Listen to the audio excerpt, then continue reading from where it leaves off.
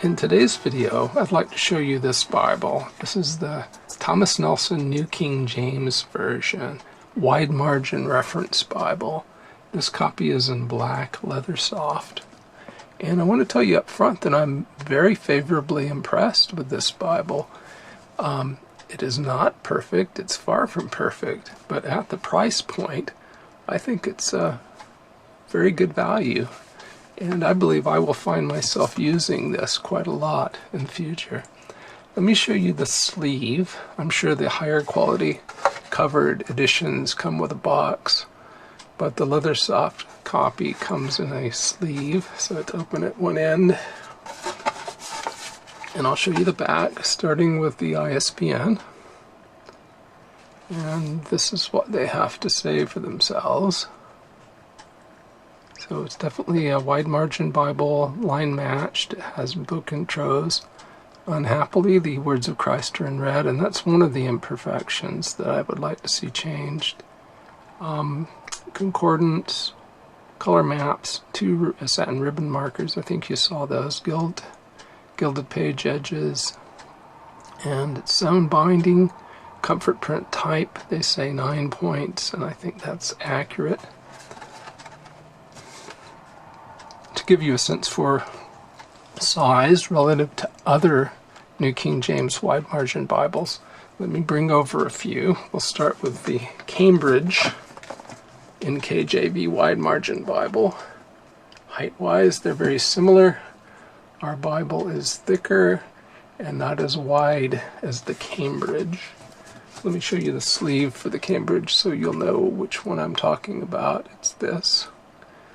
And there is its ISBN. Oh, there's one. Bring it out of the way, and I will show you my old 1980s era New King James wide margin Bible, which is just a hair taller, I think. Very, very close in height, though, and it's thinner and wider.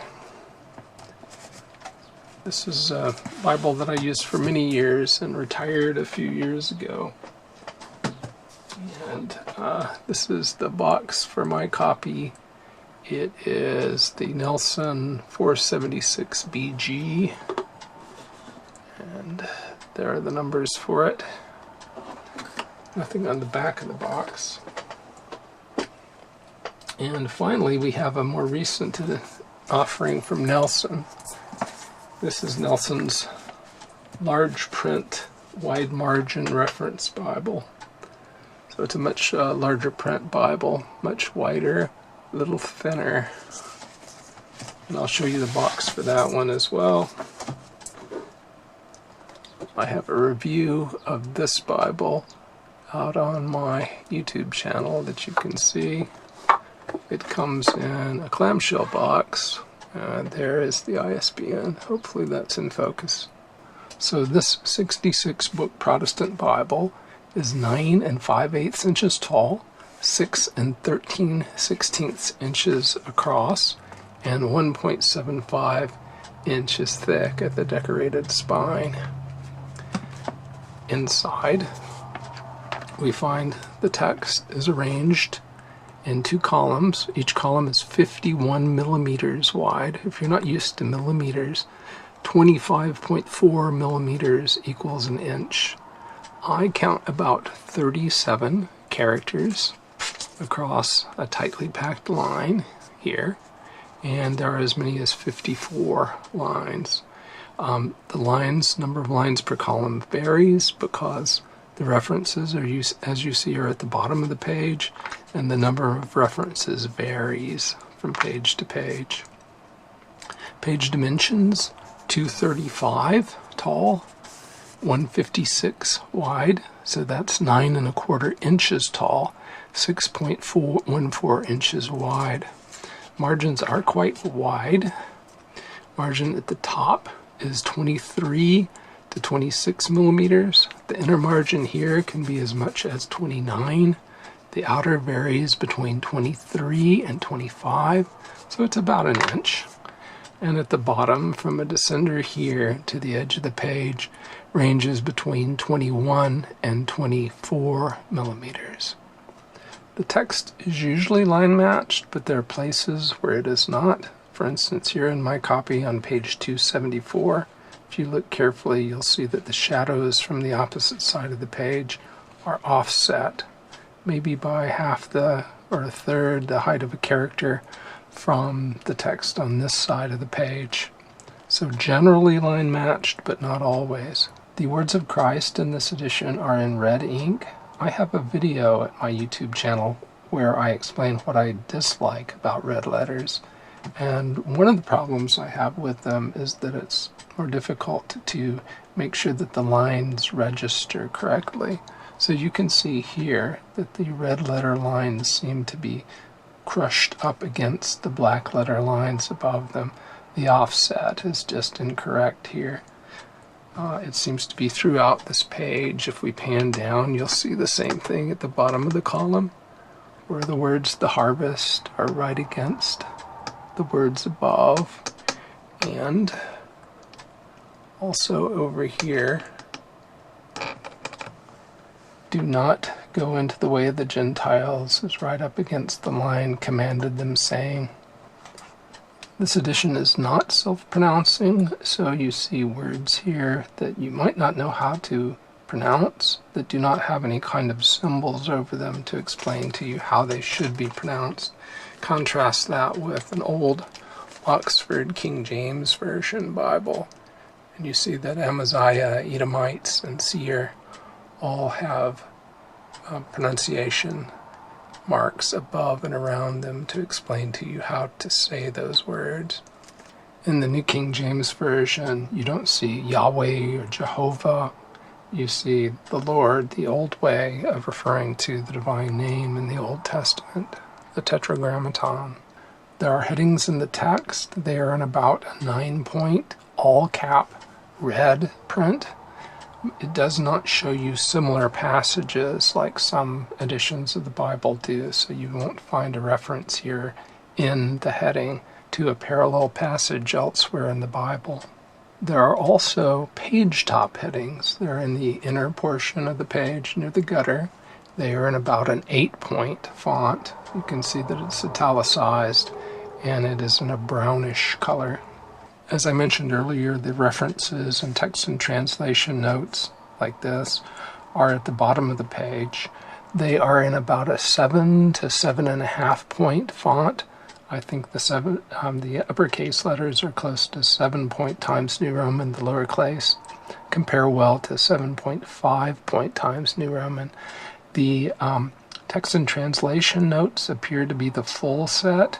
Some editions of the New King James Version cut back on the number of text and translation notes and references they show you.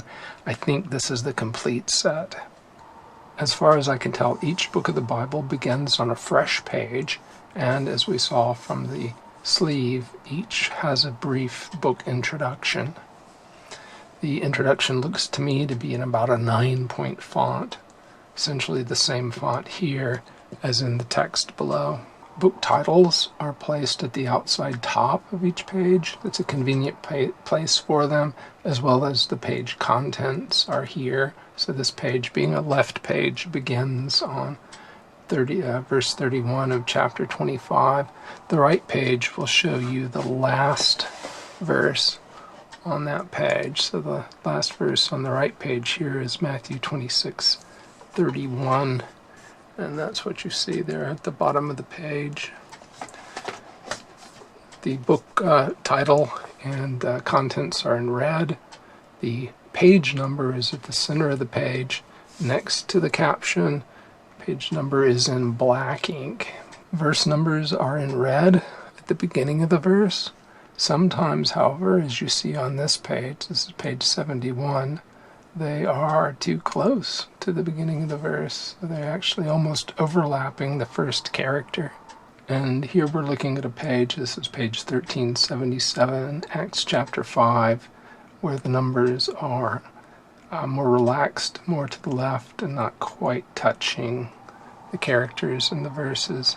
In addition to having the page contents at the top of the page, you also have chapters divided in such a way that they tell you what book you are in, and then the chapter number comes right after the book title, usually followed by a in-text heading like this. Then the chapter begins with a brown decorative drop cap, like the B here at the beginning of Acts chapter 5. The print, I think, is sharp and black, but not particularly bold.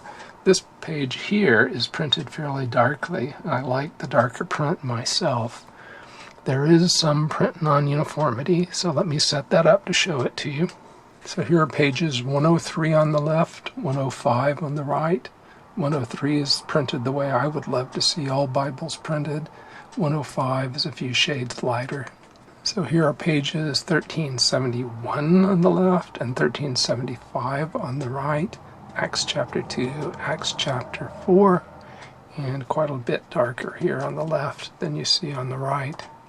It varies also in the red. I think overall I characterize the print non-uniformity as frequent and moderate. Let's take a look at that red variation.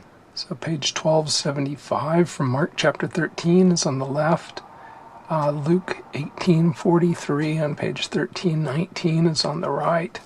And this red here is much lighter than the dark red, burgundy over here on the right. So the font is advertised as a 9-point comfort print font.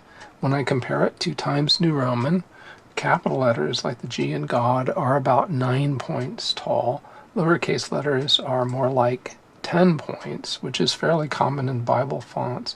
It's typical to have the smaller letters, the lowercase letters, to be larger in proportion to the capitals, as than one would find in Times New Roman. The line height is about 3.34 millimeters. That's about 9.5 points, and there is a bit of white space here. That white space, along with the narrow column width, make it relatively easy to read. I mentioned the red text misalignment issue earlier for page 1219. I just wanted to show you a few more examples.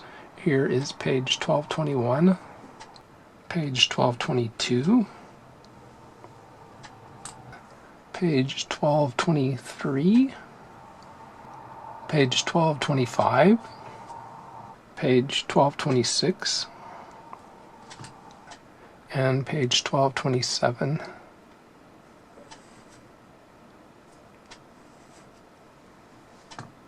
Next, let's talk about the paper quality. I measured the sheet thickness at 43.2 micrometers per page. That gives me an estimated paper weight of 39.5 GSM. So the paper weight's somewhere in the range, probably 38 to 42, perhaps 37 to 43, but roughly in there. There's a very light sheen on the surface. It may not be possible for you to see it here. It's not as bad as some Bibles I've reviewed by far.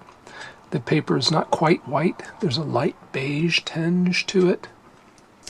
There is show-through, but it's not very distracting. Words can be read through the paper, so I will show you an example of that. So to give you a sense for the opacity of the paper, you're looking at Genesis 1. I'm going to pull over the top of that the title page for the Old Testament. So here's the text. Camera may go out of focus, but I think you can see that there are characters that are readable. I can read nation there. Possessing a great land, and nation possessing a great land. So it is visible, but I think it's fairly opaque. The first book of Moses called. It's a little above the field of view here. You can just make out the first book of Moses called. It's printed in red on the previous page. Fairly opaque paper. I haven't actually written in the margins yet, but I did write the word test on the bottom of a page in the Concordance just to see if there was very much bleed through or not. I used this pen here. This is a Pigma Micron 005 black. fairly new, so it's fairly wet. And that is what you see through the paper. You can see the characters, but I think you could definitely write in this paper. An issue with the paper is that right out of the box there were folds and wrinkles in various places. I'm having a little trouble getting this to show well on the camera, I think, but there are definitely folds here in the paper on page 284. Here are a couple of creases on page 1188. Again, this is right out of the box. This is not from use. This is the way it came. And here's page 1317, and I think you might be able to make out the crease that goes all the way across here.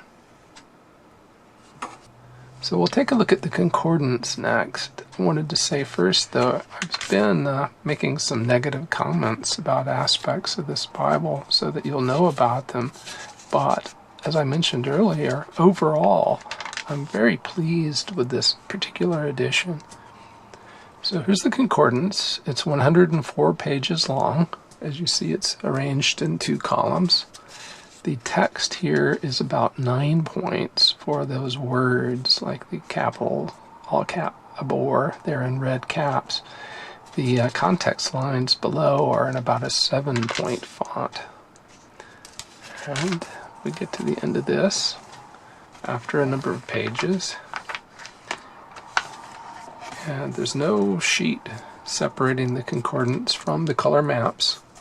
These maps are on semi-glossy paper. Well, I would say more of a matte paper. There really isn't very much sheen to it. We've got some sunlight coming in. Not much sheen at all. So fairly matte surface on the paper. The maps do stay out of the gutter. And between 2 of these maps we can see the sewing. So perhaps I can zoom in and let you see that as well. So let's show some threads. There's a thread there. And one down here. One here. So I hope those are coming across to the camera.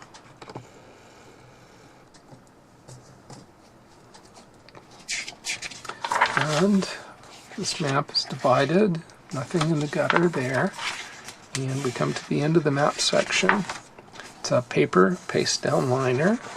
It has a pattern on the outer edge of it, gray paper. There are black head and tail bands. So let's see if I can show you a head and tail band. You can see the 2 ribbon markers there. It's a black Leathersoft cover. This is one of the things I really like about this inexpensive Bible. The cover, the price, the paper opacity, the design of the text, the comfort print font. All of those I think are pluses, along with the sewn binding. The ribbon markers appear to be long enough. They are 10 millimeters wide. They are 32.5 to 33.5 centimeters long. I think you get a sense for which one of these 2 is longer. I consider them both to be long enough for use. The volume lies open in Genesis. So let's show you that. So in Genesis 3 here, Genesis 2, first page in Genesis. So it's lying open. It does want to, because the hinge is a bit stiff, it does want to attempt to close, but gravity is enough to hold it open here. The text tends to stay on the flat portion of the page because that inner margin is so wide. So as we go deeper and deeper into the volume, you'll see the roll-off tends to happen after the text has stopped, which is one of the advantages to a wide margin Bible.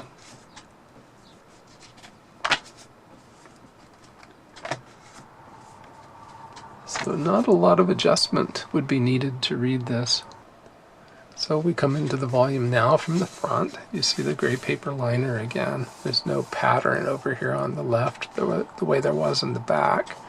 And we come to the presentation page, which is just part of the liner. And there's a half title. and the full title page.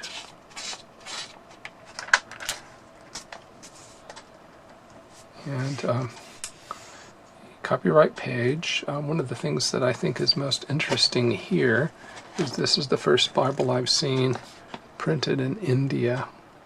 Mine is first printing in 2022.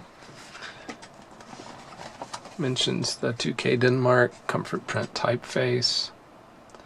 Gives you instructions on quotations from the New King James Version. It is the 84 text, as modified slightly since then. We mentioned it's a 66 book Protestant canon Bible. We have the preface to the NKJV, and here's a page we've seen before. Cover page to the Old Testament, and you are in Genesis. So very simple, not a lot of introductory material, certainly not a study Bible. Here is a close-up look at the font before we proceed to our font comparisons.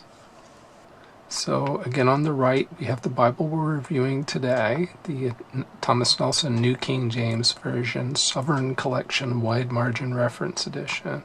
And on the left is the Cambridge New King James Version Bible. Much smaller font on the left, much tighter line spacing, and generally lighter print. So now on the left, this is the 1980s era Thomas Nelson New King James Version Bible. It has a bit of a smaller font. I think in this particular location it is printed somewhat more darkly. Now the font in the Bible on the left is actually printed in two different sizes depending on whether the text is in prose or poetry. So I'll try to find a poetic section to show you as well. And now on the left you see a poetic section. This is from Psalm 81. And you can see that font is quite a bit smaller than the 9-point font on the right. I believe it's about 8 points. And now on the right is the font in Nelson's large print wide margin reference Bible in the New King James Version. Quite a lot larger font there. I'll start by saying a few words about the New King James Version as a translation, and I'll begin by showing you my translation continuum, which indicates that the New King James Version is one of the more literal translations I've scored. You see it there off to the left in the continuum, highlighted in blue. My method is described there in the lower left-hand corner of the chart, and I just want to emphasize that literalness is not the same thing as accuracy. It's really a question of whether the translated text kind of maps in a word-for-word fashion back into the source text. So the next chart I'd like to show is the departures from the Masoretic text. And this chart indicates to you that the New King James Version rarely departs from the Masoretic text, Masoretic Hebrew text in the Old Testament. I looked at 100 different places in the Old Testament where there are variants. The New King James Version, I believe, departed in 4 such cases. So it's very close to the Masoretic. Then I have 4 scatter plots that look at agreement between various translations, all the ones that are indicated by blue diamonds here on this first chart. I looked at 153 verses and scored them against 4 different Greek New Testaments. This particular scatter plot shows the Robinson-Pierpont Greek New Testament, which acts as a surrogate for the Byzantine text, the text that was preserved in the Eastern Roman Empire. That's represented on the x-axis, and the Nestle Aland 28th edition is on the y-axis. And you see that the New King James Version agrees very frequently in these 153 locations with the Byzantine text, and comparatively rarely with Nestle Aland 28th edition, which is not surprising. The New King James Version is based on the Textus Receptus, which relies heavily upon the Byzantine text. It also includes a few Latin readings. The next chart is kind of a mirror image of that, where I've replaced Robinson-Pierpont with the Westcott and Hort 19th century Greek New Testament on the y-axis. So here the New King James Version is still low on the chart, but off to the lower left, since Westcott and Hort agreement is not very high. The third chart shows Robinson-Pierpont on the x-axis again, so the New King James Version is off to the right because it agrees frequently with Robinson-Pierpont. It has a low level of agreement with Westcott and Hort, and so it's very far away from all the cluster of modern translations that you see in the upper left-hand portion of the chart. And finally, there's one that replaces Robinson-Pierpont with the Tyndale House Greek New Testament from, I think, 2016 or 17, and Nestle Aland is back on the y-axis. And although the correspondence with the Tyndale House is not great, it is higher than most of the translations that you see there on the chart. Now, the New King James Version reads rather like a modernized King James Version, so if you're familiar with the King James Version, it's very easy for you to follow and you're comfortable with the style. The one interesting feature that this translation has that the King James Version didn't is it shows you differences in the text basis. So down in the reference section, you'll find translation notes like this. It start off with an NU. NU here refers to, I believe, the Nestle Aland 26th edition, the edition that was more current back at the time the New King James Version was first translated. And so this tells you that in chapter 2, verse 37, there is a variant that the 26th edition of the Nestle Aland text has that reads differently than the New King James Version does. You'll also see the symbol M, as in here. NU and M agree with the reading in the high priesthood of Annas and Caiaphas. If you look above here, it says, while Annas and Caiaphas were high priests. So that's the Textus Receptus reading that the New King James Version is following, while the critical text, modern 26th edition of Nestle Aland, plus M here is the Hodges and Farstead majority text, which is very similar to the Byzantine text that we referred to earlier, the Robinson-Pierpont Greek New Testament. They're very similar. There are some differences. So these notes tell you, at least in places, it's not thorough, it's not comprehensive, but in places it tells you where there are variant readings in the textual tradition. You also have translation notes, such as here, where you have a literal reading mentioned. Similarly, here in the Old Testament, you can find references to DSS, which means the Dead Sea Scrolls, and LXX, which is the Septuagint. Here in the Psalms, there's a reference to a variant that is in the Septuagint, the Syriac, Targum, and the Vulgate. Those who do. I would say that the notes here, the text notes here that show variant readings are actually more sparse in the Old Testament than they are in the New, less comprehensive. And those in the New Testament, as I mentioned, are far from comprehensive. This is a page from my older 1980s wide margin edition, and it shows special abbreviations. So we were seeing NU, and I was right, it says 26th edition. M is the majority text, and that's the Hodges and Farstead majority text. LXX is a Septuagint. MT, Masoretic text. TR, Textus Receptus, which is what their New Testament is based on. Targum, an Aramaic paraphrase of the Old Testament. SAM is Samaritan Pentateuch, and etc. It's a shame that they don't include this in the newer editions. Before we summarize, I would like to walk you through this chart that I built showing the 4 different wide margin Bibles that have appeared in this video. The first column is the old 1980s Nelson wide margin. The second one is the Cambridge, that was the blue hardback. The third is the Nelson large print wide margin. That is the brown Leatherflex edition you saw. And the fourth column is the Bible we're reviewing today, the 2023 Nelson wide margin. And in terms of format, One of them is paragraph by paragraph. That's the Cambridge. The others are all verse by verse. The first two, the Nelson from the 80s and the Cambridge, have center column references. The two more modern ones have page bottom references. I prefer center column references as a general rule, but the page bottom references do allow you to have a more narrow page, which is easier to turn. Font sizes. The worst font size here is the Cambridge. It has a 7.9 point font and only an 8.2 point line height, which makes it very narrow, and it's a very broad column, relatively speaking.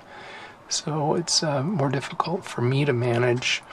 The old Nelson's 1980 had a line height that was too small, in my opinion, for the font size. The large print wide margin is very large and very readable, but it has only an outer wide margin. The top and bottom and inner margins are quite narrow. This 2023 Nelson wide margin is very nice. It has the Comfort Print font, but it has also a very reasonable line height, which allows you to read in a relaxed fashion. You see the column widths next, and characters per line. Characters per line here in the 2023 Nelson are very similar to that in the 1980s Nelson, so it's quite similar in terms of the width of the column. Paperweight is not as good in this 2023 as it was in the 1980s, but I think it's sufficiently opaque, and I don't think you'll have a bleed-through issue unless you just bear down on the paper or use some very wet pen. Page dimensions you see next.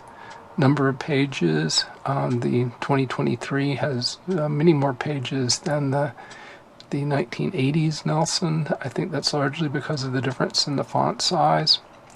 Also, it has book introductions that are lengthy compared to what you had in the 1980s edition.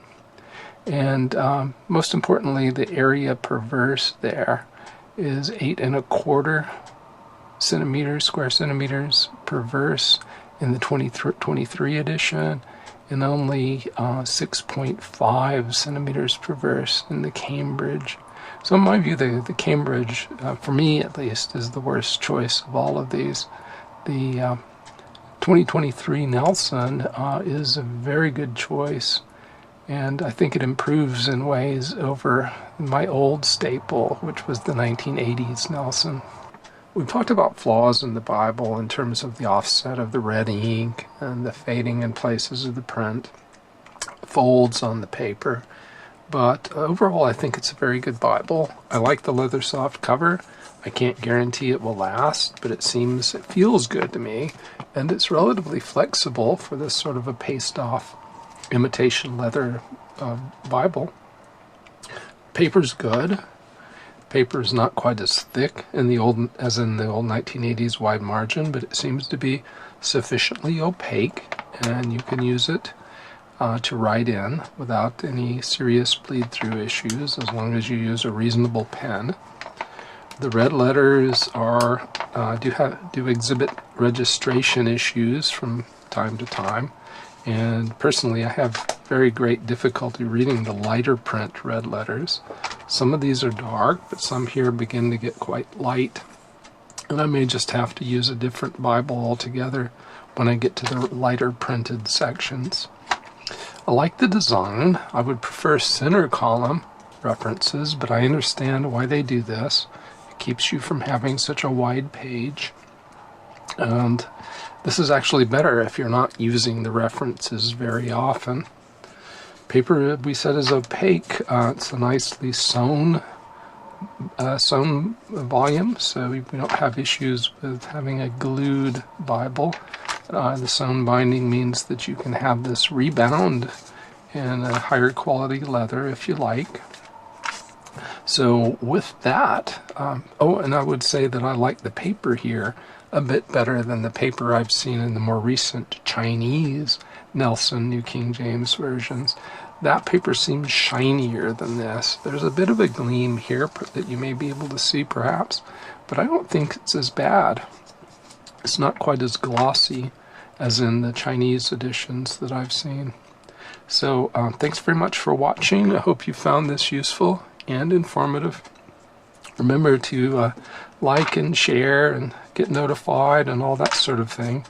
You're always welcome to subscribe to the channel. Thank you for your time.